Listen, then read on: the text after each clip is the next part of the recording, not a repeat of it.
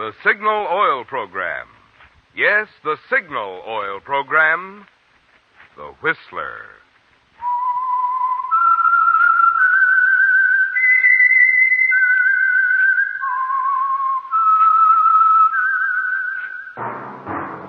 That whistle is your signal for the Signal Oil Program, The Whistler.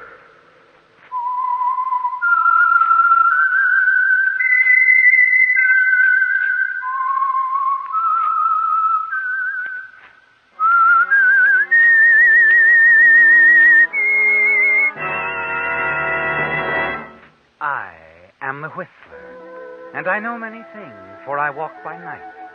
I know many strange tales hidden in the hearts of men and women who have stepped into the shadows. Yes, I know the nameless terrors of which they dare not speak. Yes, friends, it's time for the Signal Oil Program, The Whistler, rated tops in popularity for a longer period of time than any other West Coast program in radio history. And Signal gasoline is tops, too, tops in quality. It takes extra quality, you know, to give you extra mileage. And Signal is the famous Go Farther gasoline. So look for the Signal circle sign in yellow and black that identifies independently operated Signal stations from Canada to Mexico. And now the Whistler's strange story. Search for Maxine.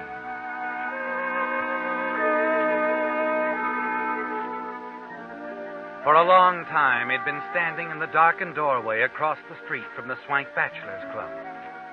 As Ted Pomeroy struggled to make up his mind, he stared up at the second-floor windows of the building and puffed nervously at a cigarette. It was the last thing he wanted to do, to go to Cousin Walter for a favor.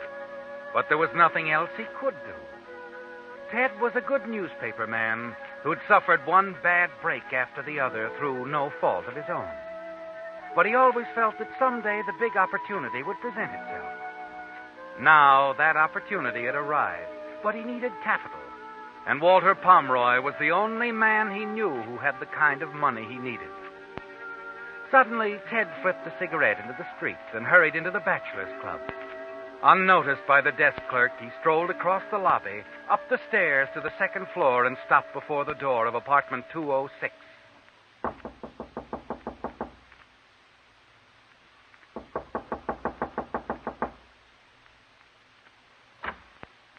Come in. Hello, Walter. Well, Theodore. Cousin Theodore. Well, come in. You're just in time for dinner. The boy will be up in a minute. No, thanks. I haven't much time. I only stopped in for a minute. You mean you won't forget bygones to the extent of having dinner with me? Oh, look, let's forget that stuff, shall we? We're grown up now, Walter. Sure. Sit down. No, I won't be too long. Okay, suit yourself. How are things on the West's leading newspaper, huh? Fine. You getting paid regularly? Sure. Well, then what's this visit for? Well, it's this way. A friend of mine, Dan Albee, he's down in Portstown now. Look. Here's a letter I got from him. He's buying a paper, their little country sheet, 8 pages, twice a week. So he wants me to go in with him. It's just what I've been looking for, Walter. The place is growing. We can double the circulation in 6 months, and with some of the ideas I have... What's the matter? What's so funny? You? How much, Ted? The price is $10,000. I'll need half of it. $5,000. Walter, I'm asking you for a loan. You can have the whole plant for security. I'm not interested in newspapers. You mean you're not interested in me? Oh, I didn't say that. You're not interested in letting bygones be bygones. And I didn't say that either. I thought we agreed to Oh, forget... I didn't agree to anything. Okay, Walter. Okay. That answers my question. It's good for a laugh, though. I thought you once said you'd never come to me even if you were starving to death. That's enough, Walter. You hadn't had a couple of drinks too many. $5,000, and you thought I just handed it. That's enough, Walter. I'd like to... Hey, take your hands off me, or I'll... Okay, Walter, you asked for it. Go! That told you that for a long time, Walter. Sure, you're right. I was stupid. Get up, Walter. Walter! As you bend over him, you see the ugly gash on his right temple, where his head struck the edge of the fireplace. A cold wave of fear sweeps over you. You stare at him, unable to move, to think. And suddenly you remember the beachhead at Salerno where you saw dead men often. You grasp Walter's pulse and feel nothing. I've killed him. The realization of what you've done overwhelms you, doesn't it? Slowly you turn, half stumble across the room to the door. Your only thought now is escape. Yes, escape. There's still a chance you can slip away unnoticed, isn't there, Ted? The desk clerk downstairs didn't see you come in. Now, if you can get out of the building without being seen, you'll be in the clear. You place your handkerchief over the knob door and turn it. Before you step out of the hall, you look back to give the room one last look, and then you see it. The telephone receiver is off the hook.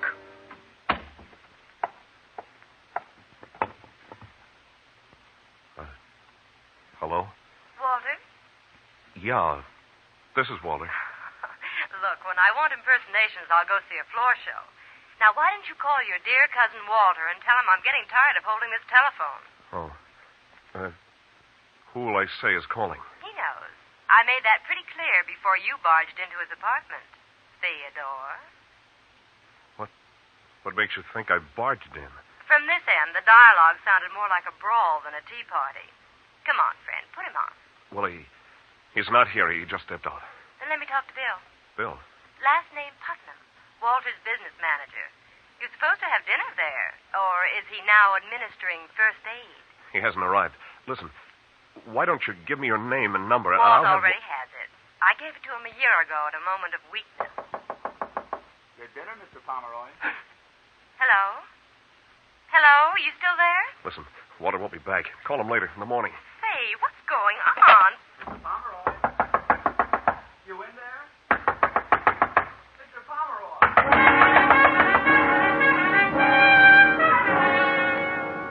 You tell yourself you haven't a chance. The bellboy out there pounding on the door. The girl on the phone who has heard everything, who can send you to the chair with a word. What's happened to Walter has changed your entire outlook, hasn't it, Ted? And suddenly the idea occurs to you. Walter must have her telephone number written down somewhere. You know you must get that girl to protect yourself. You search frantically for his telephone list. You find a gun in the top drawer of the desk and put it in your pocket. Then as you hear the bellboy rattling his keys outside, you find what you're looking for. A small brown leather book with some names and numbers in it. Just in time, you jump for the door and slide behind it as it opens. Mr. Pomeroy. Mr. Pomeroy, what's the matter? Holy cow! Larry! Hey, Larry!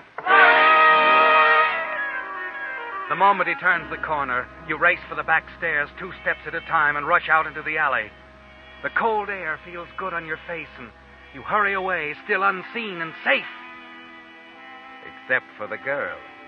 Yes, the news will be out in a matter of hours, on the radio and the papers, and when the girl learns about it, the quarrel she overheard on the telephone will tip her off, and you know she'll go to the police. You can't have that, can you, Ted? I've got to find that girl. Find her. Stop her.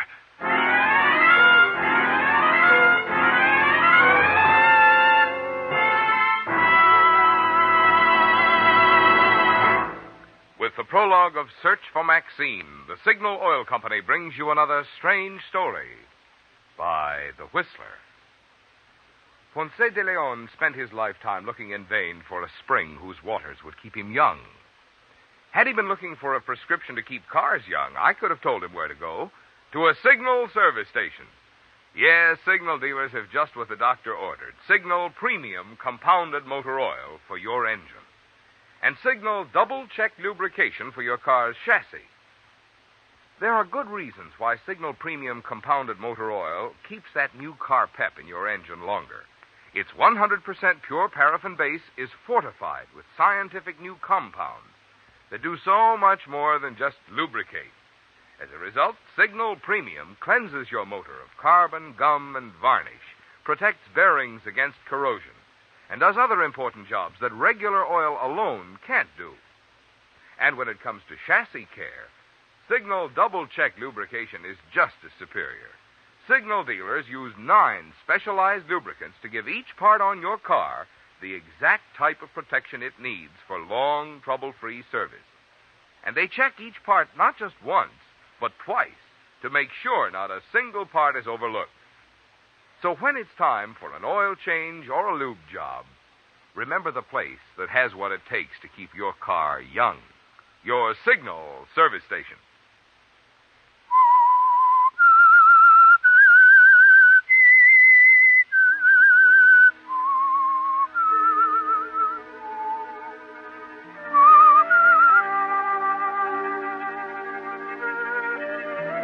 She's the only thing standing between you and freedom, isn't she, Ted? The girl who overheard your quarrel with Walter Pomeroy. And when she finds out what's happened at Walter's apartment, you know that she'll notify the police. And you know, too, that you must prevent her from going to the police. You have only little time to find her and silence her. It's going to be difficult locating this girl, isn't it, Ted? You don't know who she is. All you have is a small brown leather book with some names and phone numbers in it. Walter's memo book. A dozen names in it belong to women, and you wonder which one is hers. As you step into a phone booth, you try to hold the sound of the girl's voice in your mind, hoping you'll know it when you hear it again.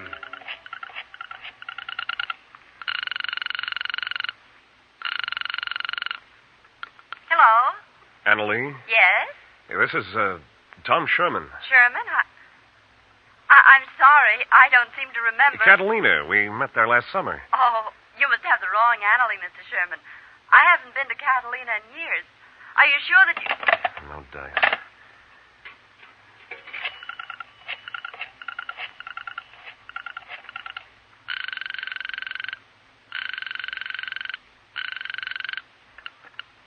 Hello?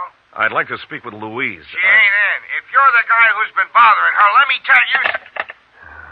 Let me see. Hilldale 17375.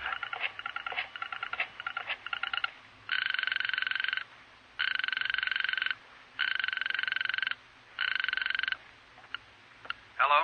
May I speak with Janice? Sorry, she's not here. She's visiting in the East. Can I help No, you? thanks. I'm sorry, sir. Your party does not answer. You say you're making a survey? Well, my little old head isn't much good at figures, but I'll surely be glad to...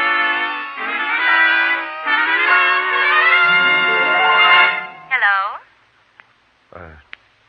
Is this Maxine? That's right. Who's this? I was talking to you on the phone a little while ago. Oh, yes. Theodore. You're the fella who hangs up in people's faces. Sorry, we were cut off, Angel. You were so coy about giving me your phone number, I couldn't call you back. Uh-huh. So you went out and bought yourself a crystal ball? No, I just called up every girl in Walter's little book. Ashby 86347 was yours. Why did you do that? Why, maybe I wanted to see if the girl is as nice as her voice. How does one blush over the telephone? Look, why don't you save us both a lot of trouble, honey? Why don't you just tell me where I can meet you? I'd rather keep it this way. I can be pretty persistent. And I can be pretty stubborn. I'm sorry, Theodore. Oh, wait a minute. What's the music? Radio? No, it isn't the radio. Now, look, you're a nice boy, I suppose, but I'm really too busy to play games. Well, won't you at least give me your last name? Some other time. Bye. Maxine, wait!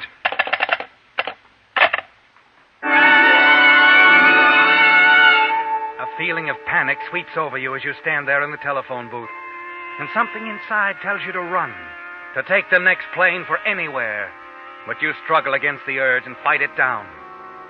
You've been a reporter a long time, haven't you, Ted? Certainly long enough to know what happens to a man who runs. What you must do is coldly clear. You've got to find that girl, Ted. It's the only way. Hey, Yeah? through with the phone? Yeah, go ahead. Thanks. Hate to bother you, but I got to get hold of the little woman. The more I explain to her now, the less I'll have to do when I get home.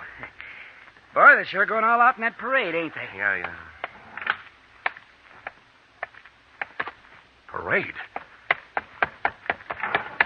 Excuse me. Sure, what's the matter? What was that you said about a parade? Well, like I said, a big parade coming up the street. Crosstown traffic's had up for 2 hours. Coming by here? Yeah, band's down the street now. Man, that's what I heard over the phone. What?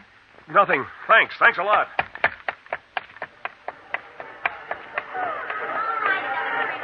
Yes, Ted, you notice them now. The crowd's lining the curbs outside, and down the street coming towards you is the brass band at the head of a parade. The same brass band that you heard over her telephone, passing so close by that it almost covered her voice. So you do know something about her, don't you, Ted? That she's someplace not far from the street, and the band had passed her at exactly 1 minute to 9. You remember looking at your watch. It's a chance, isn't it, Ted? A wild one, perhaps, but one that you must take. Excuse me, will you? Mind letting me through? Oh, goodness. If you're going to walk along with the parade, young man, why don't you get out there? You weren't listening, were you, Ted? You were threading your way along that sidewalk through the crowds for a very definite purpose. And you kept it up for a full block and then looked at your watch again. It took the parade 1 minute and 20 seconds to cover 1 block. Figuring it back, that meant they'd covered 13 blocks since passing the girl's telephone. Alvarado Street, Ted, that's where she was. Probably in that big apartment house opposite the Signal Oil station on the corner.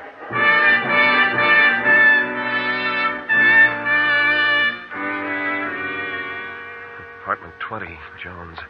21, Leaves. Apartment 20. What are you looking for, young man? Why, I was looking for Maxine. Maxine who? Why? There's no Maxine living here. I'd know. I'm the manager. Hey, it's all right, thanks. Oh, there's a Maxine in the next apartment house. Oh? What number? Kind of funny the way you're snooping around here, trying to find names and apartment numbers. What's this all about? Well, you know how it is. We just met her. An awfully nice kid, but I didn't get around to last names. Girlfriend, huh? I'd like her to be. In that case, I wouldn't waste my time next door. The Maxine I'm talking about is 72. Your heart sinks, Ted, and you walk away. And the nameplates in the apartments on the rest of the block reveal no more Maxines. You're left with only one more possibility. A residence hotel in the middle of the block. You enter the place and decide to try to call her again. Walk past the cigarette counter in the lobby toward a row of phone booths in the rear. Here, just a minute, mister. What's the matter? Where are you going? Just want to use the phone. Oh, well, go ahead, but make it fast. This here's woman's hotel. House rule against men in the building after 11 on weeknights. Oh, I'll hurry it up. Thanks.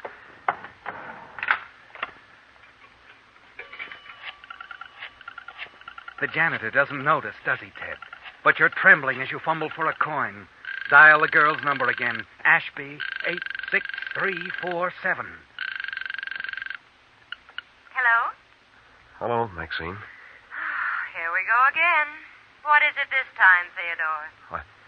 I'm still trying to wear you down. Because you like my voice? Right. And another thing. I think you live in the Grayson Arms. You're a remarkable detective. Give up? Why should I? I don't live at the Grayson Arms. I live on the other side of town. Oh, wait now. Be honest with me, Maxine.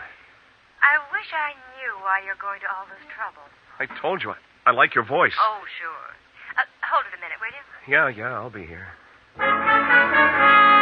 Yes, Ted, you'll be there, anxiously waiting and wondering, too, won't you, Ted? Wondering if Maxine is lying, playing with you, knowing all the time what it was all about. Feeling of panic returns, doesn't it? You look out of the glass doors of the telephone booth across the marble floor to the cigarette stand by the entrance. Notice a man buying cigarettes from the girl at the counter. He leaves, and another man comes in, and you freeze, your heart standing still. It's the distributor with the early editions of the morning papers. You know what must be in those papers, but you can only stare as you wait for Maxine at the other end of the wire. Hello, Eddie. Hi. About ready to fold? Leave the papers on the counter. Nice. Nice. Your mind is paralyzed, isn't it? With nothing sinking in. Not even as you see the girl at the counter, some 30 feet away across the lobby, turn and pick up a telephone receiver. Now, let's see. Where were we, Theodore? You were stringing me along about living on the other side of town. Listen, Maxine, you've got to... Got to what? What's the matter, Theodore? You still there? Hello? Hello? Then it hits you, doesn't it? So hard that you almost shake. Your hand grabbing the phone, your head tight. The girl you're talking to over the phone is the girl at the cigarette counter across the lobby. Maxine. Hello? Hello, Ted. A trembling, surging relief sweeps over you, all through you. You've found her, haven't you, Ted? At last you found Maxine. You slump back in the booth, watch Maxine across the lobby as she keeps trying to talk into the phone, rouse you, and then finally she hangs up. You tell yourself that you'll wait there in the booth until she leaves and then follow her out. And then she reaches for something that makes you change your mind. You leave the booth and quickly cross the lobby. Wait a minute. Yes? Too late to sell me a pack of cigarettes? Afraid so. Just locked up. Not even for an old friend? You're 2 laps ahead of me. I've been calling you all evening. No. Yeah. So you're Cousin Theodore. Disappointed? Crushed. I thought you'd be more like Walter. Oh. That's a compliment. Sorry now, I was so stubborn. How'd you find me? Crystal ball. You ought to get yourself a booth at the county fair. Do you really live across town? Mm-hmm. Worst looking house in the street. Good. Then I can walk you home. My car's outside. Oh. It'll hold 2. Let me get my hat and coat. Be back in a minute. Okay. As she moves off, your hand goes to the gun in your pocket. You take it out, check the clip. It's loaded, ready.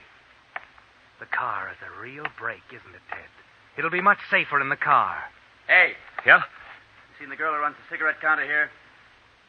Yeah, she's gone home. You sure? I saw her leave. How long ago? 5 minutes, maybe? That's funny. Okay, thanks. Sure. A plainclothes detective. He has that look, hasn't he, Ted? Then you move after him, quietly glance through the glass door to see him looking at a car parked out front, and then... All set, Theodore. The car's right outside. Stay right there. What are you... That's right, it's a gun. Don't open your mouth. What is it, Ted? Never mind that now. Closet. Get in there.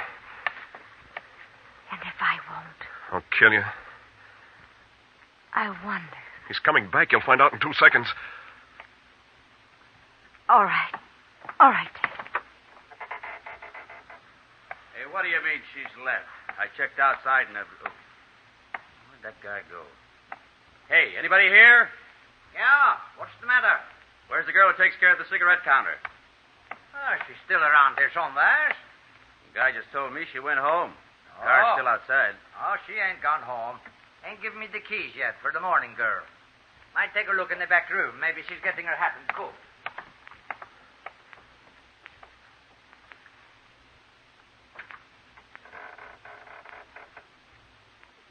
They're gone. Come on.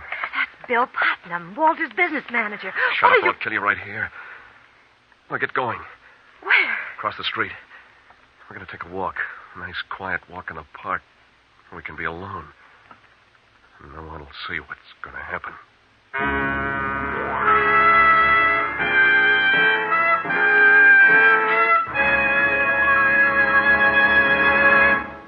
The Whistler will return in just a moment with the strange ending to tonight's story. Since Thursday will be St. Patrick's Day, you've no doubt been getting your share of Killarney on today's radio programs. I had thought of describing how your friends would turn green with envy when you power your car with Signal gasoline, because today's Signal drives the pings and sluggishness out of a motor like St. Patrick drove the snakes out of Ireland. Or I thought of reminding you that your wallet would feel lucky as a 4-leaf clover because of Signal's good mileage. But sure, Nikola, when you buy gasoline, there's really just one thing that matters. You want to be sure that you're getting the tops in quality, the gasoline that helps your motor operate at top efficiency. And that's something you can determine with your own speedometer. After all, when your motor runs more efficiently, you not only enjoy quicker starting, faster pickup, and smoother, knock-free power, but also more mileage. Good reason why we're so proud of Signal's famous mileage. And why we say, to be sure of the tops in gasoline quality, there are just two things to remember.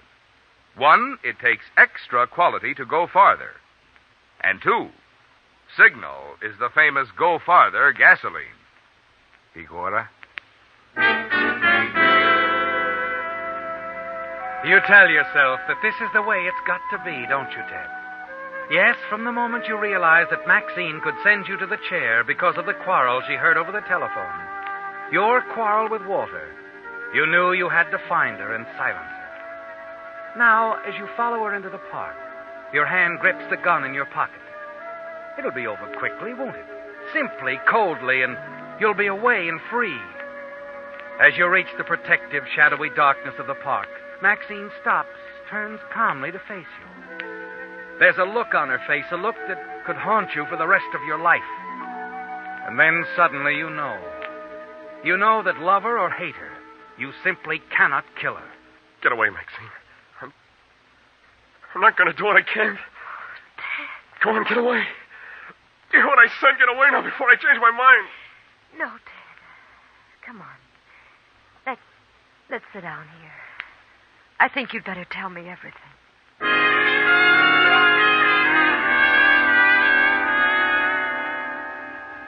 It's all over, isn't it, Ted? You know that whatever it is that's in a murderer isn't in you. And you can't bring yourself to kill Maxine. Now you sit with her on a park bench. You've told her the whole story. I didn't mean to do it, Maxine. I could never hate Walter that much or anyone. I know. Cigarette? Thanks. And now what, Ted?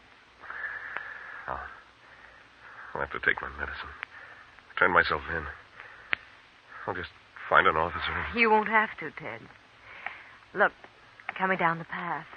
Bill Putnam. There's a policeman with him. Maxine, where the devil have you been? The officer on the beat and I have been looking all over. Oh. Bill, this is Ted Pomeroy, Walter's cousin. Well, that's a break. I've been trying to locate you, too, Ted. It's about Walter. They've got him down at City Hospital. Hospital? Then he isn't. Some lug busted into his apartment tonight and hit him over the head. Walter says he never saw the guy before. Funny thing, nothing stolen, no sign of it. Maxine, did you hear? Yes, Ted, I heard. Everything's all right now. Oh. How about coming down to the hospital with me, Ted? Walter wants to see you. Keeps asking about you. Something about investing in a newspaper.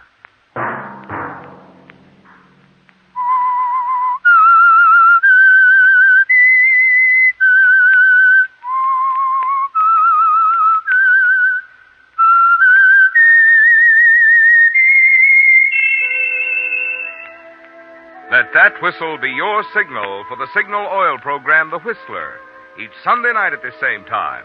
Brought to you by the Signal Oil Company, marketers of Signal gasoline and motor oil and fine quality automotive accessories. During the current Red Cross drive, Signal Oil Company has asked me to remind you, it's the little contributions each one of us make which enable the Red Cross to be of such big help in time of need. Featured in tonight's story were Rye Billsbury, Doris Singleton, and Joseph Kearns. The Whistler was produced by George W. Allen and directed by Gordon T. Hughes, with story by Harold Swanton and music by Wilbur Hatch, and was transmitted to our troops overseas by the Armed Forces Radio Service. All characters portrayed on the Whistler program are fictional. Any similarity of names or resemblance to persons living or dead is purely coincidental. Remember, at the same time next Sunday, another strange tale by The Whistler. Marvin Miller speaking. This is CBS, the Columbia Broadcasting System.